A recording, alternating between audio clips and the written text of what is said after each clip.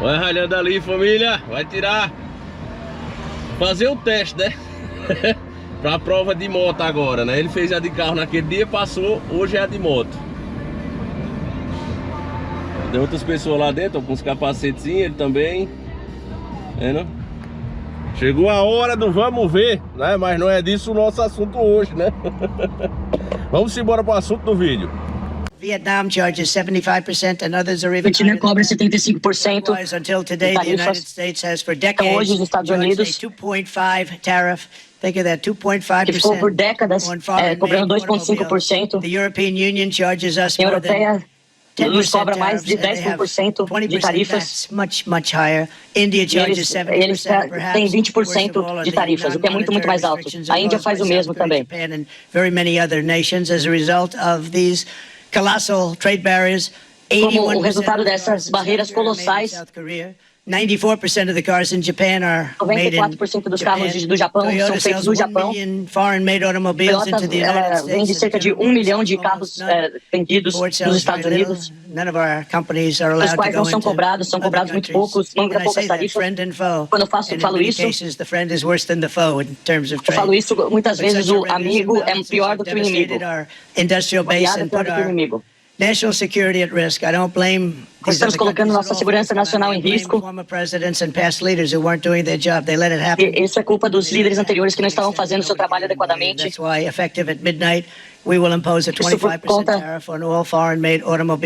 por conta, exatamente por isso que a partir da meia-noite de hoje nós colocaremos tarifas de 25% para todos os carros estrangeiros que entrarem nos Estados Unidos. Ryan, por favor, suba aqui por um minuto. And he understands this business a lot better. É um amigo nosso e ele entende sobre essa questão muito melhor do que eu. Thank you. It's a great honor to have you. Obrigado. Thank you, Mr. President. Obrigado, Sr. Presidente. North of Detroit, Michigan, in Macomb County. Cresci na cidade de Detroit, Michigan, no condado de Macomb. Reagan, I thought that was going to be the best president I ever saw in my lifetime until Eu Donald tive o J. Trump presidente came along. Ronald Reagan, que foi o melhor que eu tive na minha vida, até ver o presidente Donald Trump. I have watched plant after plant after plant. Toda a minha vida eu observei fábrica atrás fábrica fechar. Sitting idle. There are now plants that are underutilized, and tem muitas fábricas que não estão funcionando de maneira alguma, outras abaixo da sua capacidade. There's going to be new investment. There's going to be new plants. Que agora serão construídas mais fábricas, muitas serão reativadas. Muitos desses trabalhadores poderão voltar, muitos desses trabalhadores aqui poderão voltar a trabalhar.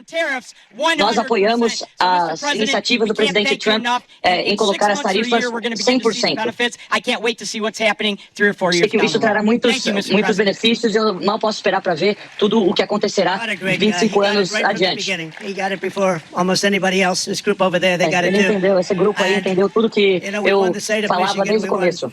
Almost all of them.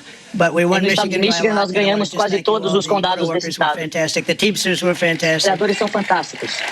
Todas as pessoas, todos os industriais fantásticos. Muito obrigado a todos, aprecio a presença de vocês. Estou muito feliz de vê-los aqui. Vamos ver o que acontecerá. Espero que isso impulsione as indústrias de carros. O que irá acontecendo, muitas pessoas nunca viram na história. Muitas das nossas indústrias foram brutalizadas por outras nações do mundo. Bom, família, agora vamos lá. Vamos usar a Zorba, né? Vamos bater uma prosa aqui sobre essas taxas que o Trump tá colocando aí. Tá muita gente falando mal do Trump. Olha, o Trump isso, o Trump tá fazendo pior do que a China. Tá sendo um agente da China, tá sendo um agente russo. Só que engraçado, né? A própria China tá revoltada com as taxas do Donald Trump. Inclusive, eles já disseram que vão lutar até o fim, ou seja, sobretaxando também. Os Estados Unidos está respondendo o que eles já passavam. Todo mundo taxa eles, os produtos deles, e eles não estavam taxando. Esse é o primeiro ponto. O que fazia com que a indústria deles enfraquecesse. É óbvio que se você, eu já expliquei isso, vou explicar de forma rápida. Se você tem um cara aqui, ó, um país, uma área, né? Imagine duas áreas aqui, vamos dividir esse celular no meio.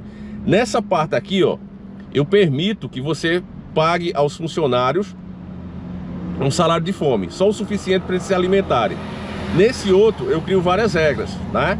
Você tem que dividir um pouco os lucros, você tem que pagar plano de saúde.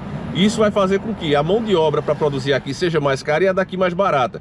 Os dois fabricando o mesmo produto, como pode então esse competir com esse? É óbvio que você vai comprar sempre o mais barato. Então, por exemplo, se esse telefone, né, produzido na China, for 50 dólares, lá nos Estados Unidos ele vai custar pelo menos 60. Então o próprio americano vai comprar o qual? O mais barato. Não existe patriotismo quando você vê o produto, né, mais barato e você sabe que vai doer no seu bolso, ainda mais quando é coisas bestas, vamos dizer, um confeito, um chocolate, esse tipo de coisa. Então o Trump percebeu isso. Não existe essa ideia, não, mas a ideia dos libertários eu sei que é bonito, é ótimo o Estado ser irregular. Mas na prática o que acontece, se a gente permitisse isso, era que as empresas grandes faziam monopólio, elas sairiam comprando pequenos comércios, né? Como o Rockefeller fez isso, não é nenhuma coisa, o Davi tá achando, tá teorizando, não, isso já aconteceu na época da industrialização. O Rockefeller saiu comprando tudo, foi aí que os caras entraram, né? Porque viram que era perigoso um homem ser dono de tudo sozinho e obrigaram ele a repartir isso. Ele criou as partições, né? O esquema de pirâmide. Eu não mando ali, por exemplo, eu não tô na frente da empresa, mas eu mando no chefe da empresa. Mais ou menos isso que ele fez, né? Mas vamos lá.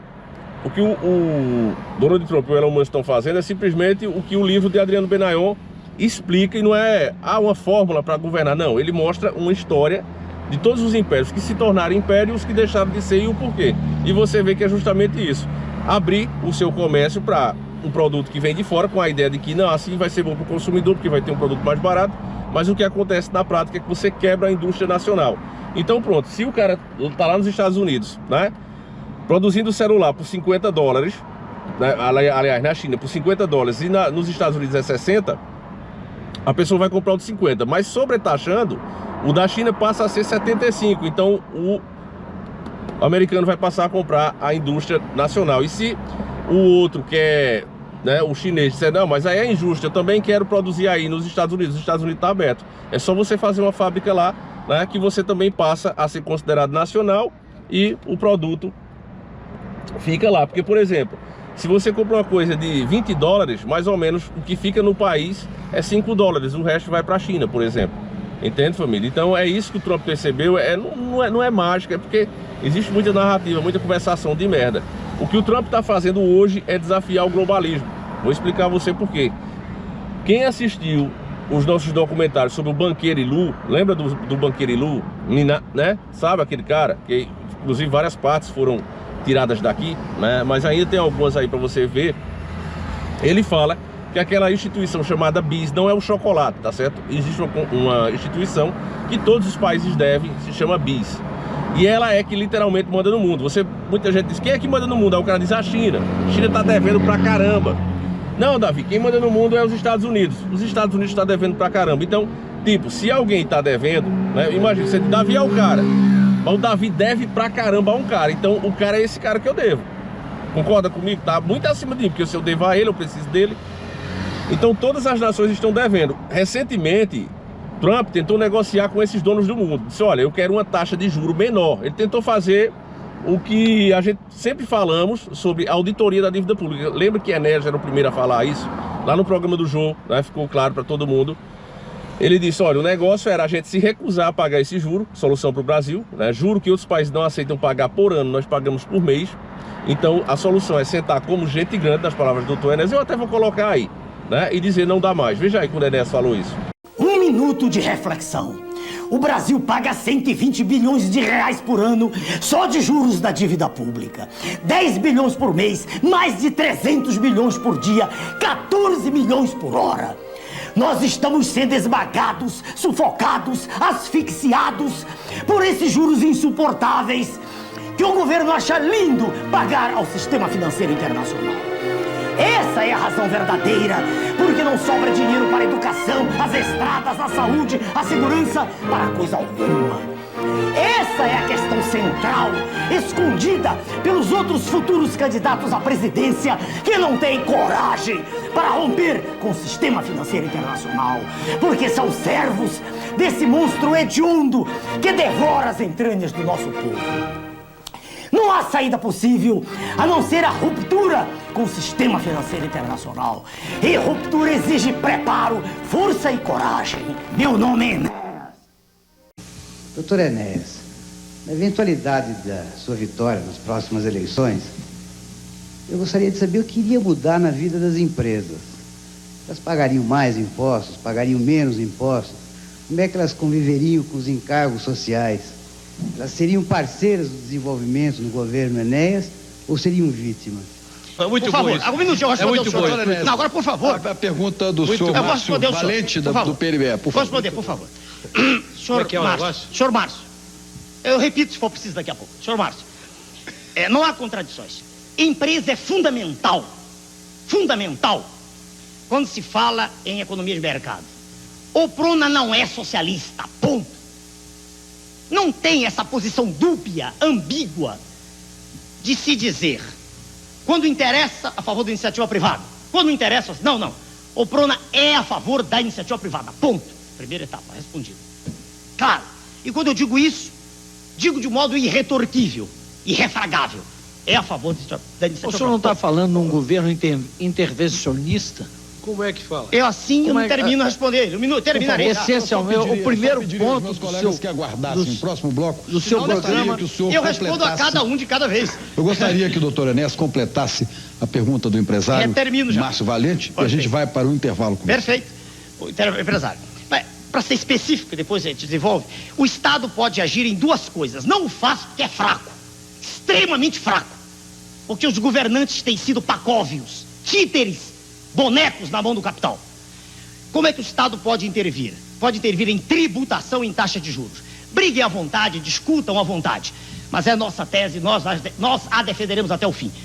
Taxas de juros e tributação. Então, no caso específico que o senhor perguntou da empresa, a tributação que é paga hoje é algo absurdo, é algo inconsistente, é algo ilógico. O Prona tem um projeto.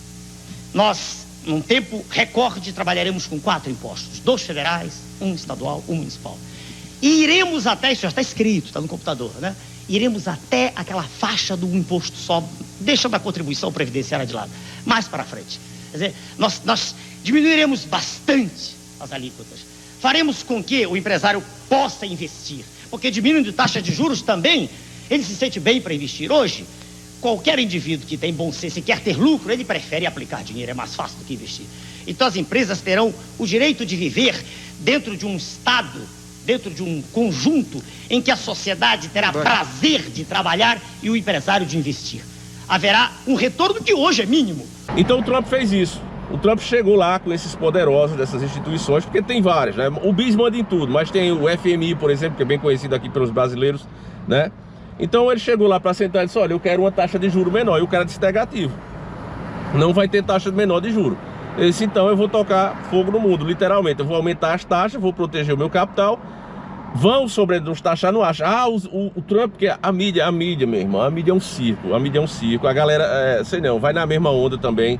Eu vejo tanta gente que diz que é inteligente, mas é burra pra caramba, só sabe repetir. O Trump não esperava que ia ter essa retaliação, lógico que ele esperava, só que ele falou, essa parte das entrevistas deles não colocam. Ele disse, eu sei que eles vão nos taxar, façam, só que o nosso país é forte o suficiente para resistir. Foi isso que o Trump falou. Então ele está dizendo, nessa quebra de braço, né, vai vir tromba, vai, mas nós estamos fortes para resistir a essa trombada. Vamos ver se vocês também resistem, para fazer com que esse poderoso veja literalmente o comércio mais freado e pense em renegociar essa dívida. É para isso que o Donald Trump está subindo essas taxas, né? Aumentando essas taxas. Não é só porque ele é um velho doido e não sei o que, né? É óbvio que a esquerda está organizando já, está tendo vários movimentos, inclusive lá nos Estados Unidos, juntaram aquela reca toda. É engraçado que eles ficaram com a maior vergonha de gravar, família, porque você só vê aquela galera, né? Cabelinho colorido, tatuagem do Che Guevara, aquela porra toda, com perdão da palavra, ridículo, né? E não falam do que realmente acontece. É por isso que tem essa confusão, porque não tem mágica, família, não tem mágica, né? Se eu pago uma mão de obra escrava aos meus funcionários, como fazem muitos países como a China, e eu produzo um produto mais barato lá, e ele chega na minha prateleira mais barato, é óbvio que as pessoas vão comprar esse. Ninguém vai pagar mais caro, porque eu vou vestir a camisa. Não, ninguém vai fazer isso. Pode fazer uma vez, duas, mas o tempo todo não, porque dói no bolso, né? Agora, a partir do momento que você força com que essas empresas abram, né, na sua nação, elas vão criar emprego lá, elas vão pagar imposto lá, elas vão consumir matéria-prima lá, né? Os próprios dirigentes dali vão ser obrigados a estarem lá também, então vão gastar lá, né? Casa boa, restaurantes bons, tudo vai gerar. Se você sair puxando a linha, você vai ver como isso gera consumo para todo mundo, né? Vai gerar desenvolvimento. Então não tenho dúvida. Os americanos vão se apertar um pouco, lógico, né? Sobretaxaram muitos produtos que vêm de fora, né? Então é óbvio que vai subir os preços lá também para o americano. Mas no final das contas, o americano, mesmo com esse preço mais alto, ele vai conseguir pagar. É o que o povo vai começar a perceber. Caramba, o preço aumentou pra caramba, mas quem está produzindo vai estar conseguindo pagar essa diferença e colocar ainda um dinheiro no bolso. É isso que vai acontecer agora, a partir de agora. Entende, família? Então, eu fiz uma análise rápida. O que eu estou falando aqui não é nenhum desvaneio, nenhuma ilusão. É o que eu estou falando. Leiam Adriano Benayon, Globalização versus Desenvolvimento. É um livro que mostra muitos dados, inclusive ele faz questão de colocar as fontes ali, ó. De onde ele tirei isso? Não foi do meu bumbum não, ó. Foi daqui, ó. Tal império, assim, assim, assim. Eu até penso em fazer depois uma dublagem para vocês, pelo menos de algumas coisas importantes. Me diz se você está interessado, né? Mas o bom mesmo é que você leia, família, porque quando você vai lendo ali, né? Se você não entendeu alguma palavra, vai no Google, coloca ali o que é que quer dizer isso aqui, coloca a frase lá, você vai conseguir entender tudo, porque vale muito a pena e você vai parar de comprar essas ilusões, porque cada um vendo, ó, o negócio é o comunismo, porque aí todo mundo fica igual, aí vem o outro, não, o negócio é o libertarismo, esquecendo, né? Que essas empresas fazem justamente isso, compra as pequenas, forma um monopólio. Se você não colocar nenhuma regra, né? Os caras literalmente fazem isso, né? É o que já acontece assim de maneira velada. Eu lembro aqui na minha cidade, né? Tinha várias empresas de hambúrguer, né? Marcas aqui da cidade, o sabor da cidade mesmo. E todas quebraram depois que abriu o quê? McDonald's, Burger King. Não tem como você concorrer com o marketing dessas empresas. Literalmente não tem. Um sanduíche caro, um povo que eu quero esse porque eu vi no filme, né? Então é complicado, família. Enfim. Daqui a pouco, se ele sair, eu dou a resposta a vocês, viu? Vou esperar um pouquinho aqui. Opa, licença. Eu nem fechava a boca dele de novo. Como é que a senhora tá? Tá bem? Tudo bom assim? Aí, e aí? Tomou um pau? É, menos um. Não? Passou? Aí tá certo, né? Qual foi mais difícil, o carro ou moto? Mesma coisa. Mesma coisa, né? Ficasse nervoso? Não. É porque puxou tudo. Pra mim, tava tudo perdido. É os homens de hoje. Ai, David fez. Foi tá certo, família. Passando. Chorando. Isso tudo isso só por causa da habilitação. É, deu por vista, viu? Tu morre. Eu tava já morrendo, entendeu?